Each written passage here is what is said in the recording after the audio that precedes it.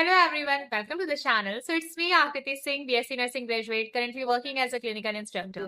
आज की वीडियो में हम बात करने वाले हैं जीएनएम नर्सिंग करने के बाद आप नर्सिंग ऑफिसर कैसे बन सकते हैं।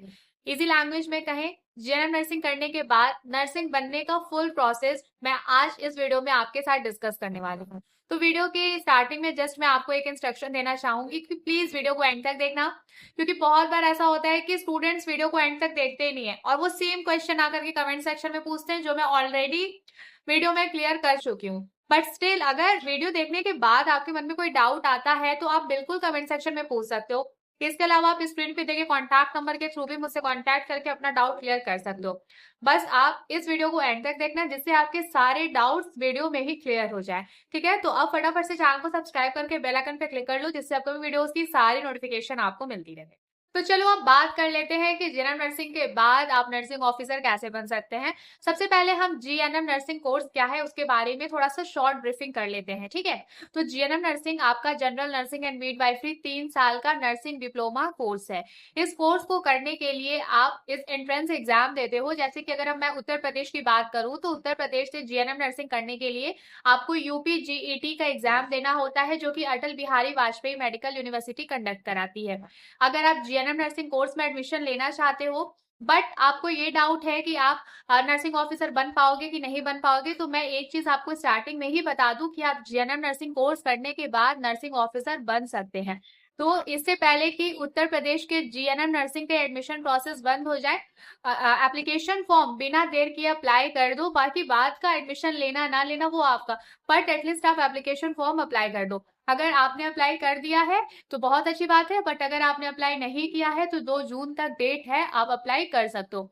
इसके अलावा अगर आप उत्तर प्रदेश के बाहर किसी अदर स्टेट से बिलोंग करते हैं तो जनरली सभी स्टेट्स में जीएनएम नर्सिंग के लिए एंट्रेंस एग्जाम होता है। आपके स्टेट में जीएनएम नर्सिंग एडमिशन के लिए कौन सा एंट्रेंस एग्जाम होता है कमेंट सेक्शन में जरूर बताइएगा, अपने स्टेट का नाम और एंट्रेंस का नाम, जिससे अदर स्टूडेंट्स को भी गाइडेंस मिल सके। अब मैं आपको बताती हूँ कि जीएनएम नर्सिंग करने के बाद आप कैसे नर्सिंग ऑफिसर बन सकते हैं। जीएनएम नर्सिंग 3 साल का नर्सिंग डिप्लोमा कोर्स है। ध्यान दीजिएगा, नर्सिंग डिप्लोमा कोर्स है, लेकिन आपको नर्सिंग ऑफिसर बनने के लिए ग्रेजुएशन मांगता है। ठीक है, और जीएनएम तो सिर्फ नर्सिंग डिप्लोमा कोर्स है। बहुत बार जीएनएम करने वाले या फिर जीएनएम में एडमिशन लेने वाले बच्चों के मन में सवाल आते हैं, और सवाल आना बिल्कुल मतलब कि वैलिड है।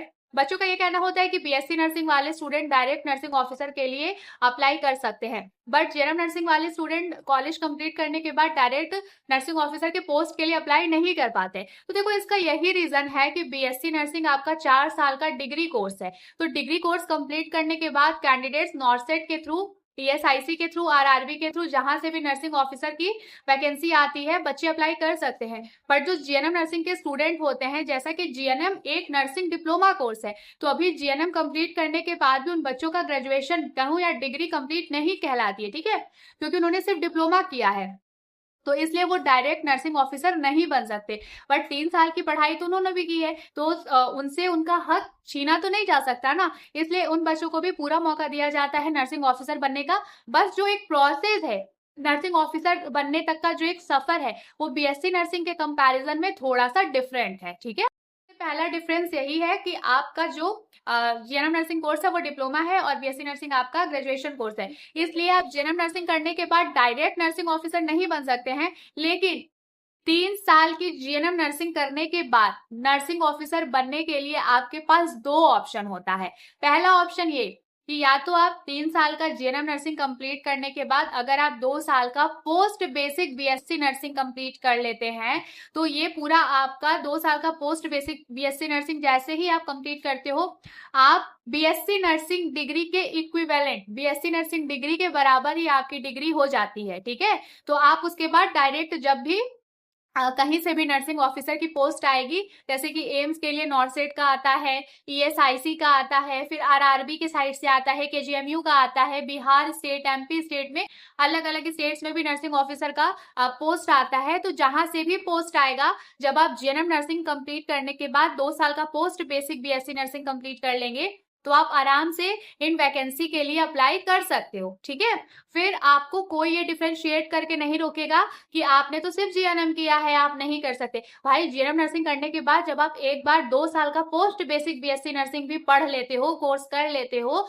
तो उसके बाद आपकी जो डिग्री होती है वो बीएससी नर्सिंग कोर्स के बराबर हो जाती है। ठीक है, बीएससी नर्सिंग डिग्री के बराबर हो जाती है। तो जितने एग्जाम के लिए बीएससी नर्सिंग के स्टूडेंट एलिजिबल होते हैं, उतने सारे एग्जाम, उतनी सारी जॉब्स के लिए, गवर्नमेंट सेक्टर हो चाहे प्राइवेट सेक्टर हो, आप वहां पर भी एलिजिबल हो जाते हो। ठीक है, तो आई होप कि ये जो पहला डिफरेंस था कि बीएससी नर्सिंग ग्रेजुएशन कोर्स है और जीएनएम नर्सिंग डिप्लोमा कोर्स है, तो आपको किस तरीके से जीएनएम नर्सिंग के बाद अपना डिग्री कोर्स ग्रेजुएशन पूरा करके कैसे आपको नर्सिंग ऑफिसर बनना है। जैसा कि मैंने आपको ये बताया कि जीएनएम नर्सिंग करने के बाद आपके पास 2 ऑप्शन है नर्सिंग ऑफिसर बनने का। पहला ऑप्शन था कि आप जीएनएम नर्सिंग करने के बाद 2 साल का पोस्ट बेसिक बीएससी नर्सिंग का कोर्स अगर कर लेते हो तो आप आराम से नर्सिंग ऑफिसर के पोस्ट की जब भी वैकेंसी आएगी आप उस एग्जाम को देने के लिए एलिजिबल हो जाओगे। अब मैं आपको दूसरा ऑप्शन बता देती हूँ कि देखो कई बार ऐसा होता है ना कि जीएनएम नर्सिंग वो बच्चे करते हैं जिनके पास बीएससी नर्सिंग का प्राइवेट कॉलेज का फी पे करने का थोड़ा सा मतलब बजट इशू है, क्योंकि मैं भी नोटिस कर रही हूँ भाई year by year BSc nursing का जो फीस है प्राइवेट कॉलेज का वो बढ़ता ही जा रहा है। तो ऐसे में हर एक स्टूडेंट कैसे अफोर्ड कर सकता है, तो कोई दिक्कत नहीं है। तो जनरली बच्चे क्या करते हैं कि जीएनएम नर्सिंग कर लेते हैं। ठीक है, तो जीएनएम नर्सिंग भी अगर आप करते हो तो कोई इशू नहीं है, उसके बाद आप 2 साल का पोस्ट बेसिक बीएससी नर्सिंग कर लोगे। बट दिक्कत ये है कि भाई जीएनएम नर्सिंग स्टूडेंट इसीलिए तो किए थे क्योंकि एडमिशन के टाइम पे उनके पास पैसे की थोड़ी सी कमी थी। ठीक है, देखो मैं फाइनेंशियल जजमेंट नहीं दे रही हूँ, मैं जस्ट आपको एक सिनेरियो आपके साथ डिस्कस कर रही हूँ। थोड़ा सा बजट का इशू था, तो अब उन बच्चों को direct post basic BSc nursing करने को कहा जाए तो भाई फाइनेंशियल प्रॉब्लम तो उतनी ही है ना। अगर फाइनेंशियली वो बच्चा इतना स्ट्रांग होता तो इससे अच्छा वो बीएससी नर्सिंग ही कर लिया होता। इसीलिए बीएससी नर्सिंग के बराबर डिग्री करने के लिए जीएनएम नर्सिंग स्टूडेंट के पास, जीएनएम नर्सिंग स्टूडेंट के पास एक और ऑप्शन होता है। और वो ऑप्शन क्या होता है? वो ऑप्शन होता है आपके पास 2 साल का क्लिनिकल ड्यूटी का एक्सपीरियंस। ठीक है, अगर आप जीएनएम नर्सिंग के बाद पोस्ट बेसिक बीएससी नर्सिंग नहीं करना चाहते, क्योंकि आपका ये मानना है कि भाई जीएनएम नर्सिंग मैंने इसीलिए किया कि मेरे पास फीस का थोड़ा सा दिक्कत था, तो कम पैसे में जीएनएम नर्सिंग हो गया, अब दोबारा से पोस्ट बेसिक बीएससी नर्सिंग करने के पैसे मैं कहाँ से लाऊं। अगर ऐसा इशू है तो आपको परेशान होने की कोई जरूरत नहीं है। अगर आप जीएनएम नर्सिंग करने के बाद 2 साल किसी ऐसे हॉस्पिटल में काम कर लेते हो जहां पे 150 बेडेड वो हॉस्पिटल हो, अगर वो 50 to 100 बेडेड हॉस्पिटल है तब भी आपका एक्सपीरियंस मान्य होगा। बस आप ट्राई करना कि अगर आपको 100 बेडेड या 100+ बेडेड हॉस्पिटल में अगर जॉब मिल जाए, जहां पे देखो बेडेड का मतलब कि उस हॉस्पिटल में लगभग 100 मरीज भर्ती हो सकते हैं, 100 से 150 मरीज भर्ती हो सकते हैं, एडमिट हो सकते हैं, या minimum 50 bedded maximum 150 bedded hospital वाले में अगर आप जीएनएम नर्सिंग करने के बाद 2 साल अगर आप जॉब कर लेते हो तो वो क्लिनिकल एक्सपीरियंस के बेसिस पे आप आराम से नर्सिंग ऑफिसर के पोस्ट के लिए एलिजिबल हो जाते हो। ठीक है, तो जीएनएम नर्सिंग करने के बाद नर्सिंग ऑफिसर आप बन सकते हो। अब इतना चीजें जो हमने डिस्कस किया है, एक बार मैं इन चीजों को दोबारा से समराइज कर देती हूँ, कंक्लूड कर देती हूँ, जिससे आपका डाउट और ज्यादा क्लियर हो जाए। और इसके अलावा मैं आपको 2-3 टिप्स भी देना चाहूंगी कि आप जीएनएम नर्सिंग करने के बाद नर्सिंग ऑफिसर अगर बनना चाह रहे हो तो आपको किस तरीके से तैयारी करनी है। तो वीडियो अभी एंड नहीं हुई है, इसलिए बीच में स्किप करके मत जाना। और चैनल को अगर अभी तक सब्सक्राइब नहीं किया है तो फिर से याद दिला दूं, सब्सक्राइब करके बेल आइकन पे जरूर क्लिक कर लो, क्योंकि इस चैनल पे मैं time to time nursing students के लिए गाइडेंस वीडियो अपलोड करती रहती हूँ। तो आपसे कोई इन्फॉर्मेटिव वीडियो मिस ना हो जाए, इसके लिए जरूरी है कि आपको सारी नोटिफिकेशन मिलती रहे। और सारी नोटिफिकेशन तो तभी मिलेगी ना जब सब्सक्राइब करके बेल आइकन पे क्लिक किए रहोगे। तो अगर अभी तक चैनल को सब्सक्राइब नहीं किया है तो सब्सक्राइब करके बेल आइकन पे क्लिक कर लो। अब जल्दी जल्दी इस वीडियो को हम समराइज कर लेते हैं और साथ ही साथ मैं आपके साथ 2-3 प्रो टिप्स शेयर कर देती हूँ कि जीएनएम नर्सिंग करने के बाद आपको किस तरीके से बीएससी नर्सिंग स्टूडेंट के साथ कंपीट करके नर्सिंग ऑफिसर की पोस्ट को लेना है। ठीक है, तो देखो सबसे पहली चीज, समराइज तो यही है कि जीएनएम नर्सिंग के बाद आप नर्सिंग ऑफिसर के पोस्ट के लिए एलिजिबल होते हो। बस थोड़ा सा एलिजिबिलिटी क्राइटेरिया का आपको ध्यान देना होता है। जीएनएम नर्सिंग करने के बाद या तो आपको 2 साल का पोस्ट बेसिक बीएससी नर्सिंग करना पड़ेगा, या फिर अगर आप 2 साल का post basic BSc nursing course नहीं करना चाहते हो तो आप जीएनएम नर्सिंग करने के बाद 2 साल का क्लिनिकल एक्सपीरियंस ले करके आप 2 साल का, जैसे आपका क्लिनिकल एक्सपीरियंस कंप्लीट हो जाता है, बट वहां पे एक कंडीशन होती है कि आपको ऐसे हॉस्पिटल में जॉब करना होगा जीएनएम नर्सिंग करने के बाद जहां पे मिनिमम 50 बेडेड हॉस्पिटल हो, मैक्सिमम अगर वो 150 बेडेड हॉस्पिटल रहेगा तो बहुत अच्छी बात है।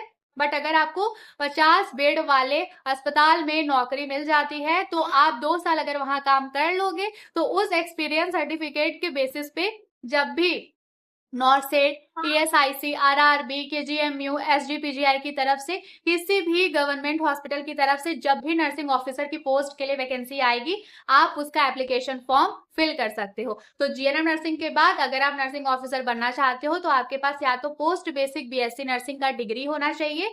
जैसे ही आपका पोस्ट बेसिक बीएससी नर्सिंग का डिग्री कंप्लीट हो जाता है तो आपकी डिग्री बीएससी नर्सिंग के डिग्री के बराबर हो जाती है। अगर आप जीएनएम नर्सिंग करने के बाद पढ़ाई नहीं करना चाहते हो, सिर्फ काम सीखना चाहते हो, तो आप 50 बेडेड से लेकर के 150 बेडेड तक के हॉस्पिटल में आप आराम से 2 साल जॉब करके अपना क्लिनिकल सर्टिफिकेट लेकर के भी आप नर्सिंग ऑफिसर की पोस्ट के लिए एलिजिबल हो जाते हो। ठीक है, तो आई होप कि पूरा प्रोसेस क्या है आपको समझ में आ गया होगा। अब मैं आपके साथ 2-3 प्रो टिप्स शेयर करना चाहती हूँ जो आपको जीएनएम नर्सिंग के बाद नर्सिंग ऑफिसर बनने में गाइड करेगा, हेल्पफुल रहेगा आपके लिए। डियर स्टूडेंट, अगर आप मेरी वीडियो यहाँ तक देखे हो तो एक चीज तो बिल्कुल ही क्लियर है कि आपका मिशन बिल्कुल क्लियर है कि आपको जीएनएम नर्सिंग करने के बाद आपको नर्सिंग ऑफिसर ही बनना है। ठीक है, तो देखो जब आप जीएनएम नर्सिंग करोगे ना तो कई सारे पॉइंट पे आपको ऐसा फील होगा कि अरे यार इससे अच्छा तो बीएससी नर्सिंग ही कर लिए होते, काश बीएससी नर्सिंग कर पाते। तो देखो ये सब सोच करके परेशान होने की जरूरत नहीं है।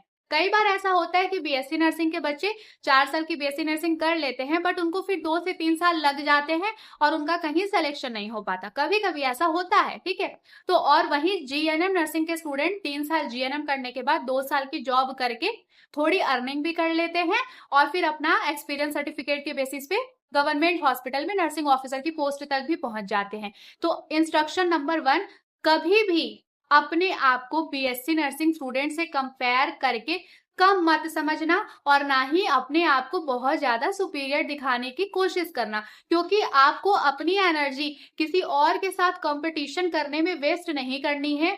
आपको अपनी एनर्जी सिर्फ और सिर्फ पढ़ाई पे लगानी है ताकि आप जीएनएम नर्सिंग करने के बाद 2 साल का पोस्ट बेसिक बीएससी नर्सिंग या फिर 2 साल का क्लिनिकल एक्सपीरियंस लेकर के नॉर्सेट, टीएसआईसी, आरआरबी, एसजीपीजीआई, केजीएमयू जैसे फॉर्म के जब नर्सिंग ऑफिसर की वैकेंसी आए तो उसमें आराम से आपका सिलेक्शन हो जाए। ठीक है, इसके अलावा इंस्ट्रक्शन नंबर 2, जीएनएम नर्सिंग के जब सब्जेक्ट्स आप देखोगे तो वो लगभग बीएससी नर्सिंग के सब्जेक्ट्स के इक्वल ही होंगे, सिमिलर होंगे, बट जब बात कंटेंट और सिलेबस की आती है तो बीएससी नर्सिंग में फार्माकोलॉजी और पैथोलॉजी होती है, जो कि जीएनएम नर्सिंग में फार्माकोलॉजी और पैथोलॉजी नहीं होता है। तो आपको परेशान होने की जरूरत नहीं है। जस्ट आप जब जीएनएम नर्सिंग करना तो उस टाइम पे फर्स्ट ईयर के सब्जेक्ट फर्स्ट ईयर में पूरे मन लगा के पढ़ना, सेकेंड ईयर के सब्जेक्ट सेकेंड ईयर में मन लगा के पढ़ना, थर्ड ईयर के सब्जेक्ट थर्ड ईयर में मन लगा के पढ़ना। इसके बाद अगर आप पोस्ट बेसिक करते हो तो उसके सब्जेक्ट उसमें मन लगा के पढ़ना, और अगर आप क्लिनिकल्स में ज्वाइन कर लेते हो तो पूरा क्लिनिकल का डेली कोई ड्रग्स के बारे में पढ़ना, प्रोसीजर्स के बारे में पढ़ना और साथ ही साथ अपना जीएनएम का सिलेबस भी रिवाइज करना। अगर आप जीएनएम नर्सिंग का नोट्स चाहते हो तो आप स्क्रीन पे दिए गए कॉन्टैक्ट नंबर के थ्रू मुझसे कॉन्टैक्ट करके जीएनएम नर्सिंग का नोट्स परचेज कर सकते हो। इसके अलावा अगर आप एक स्पेशल ऑफर के थ्रू जीएनएम नर्सिंग का नोट लेना चाहते हो तो ₹999 में पूरा first year, second year, third year का पूरा पैकेज भी आप स्क्रीन पे दिए गए कॉन्टैक्ट नंबर के थ्रू मुझसे कॉन्टैक्ट करके परचेज कर सकते हो। ठीक है, तो इंस्ट्रक्शन नंबर 2 कि आपको प्रेजेंट में एक एक स्टेप लेकर के अपनी पढ़ाई पे फोकस करना है।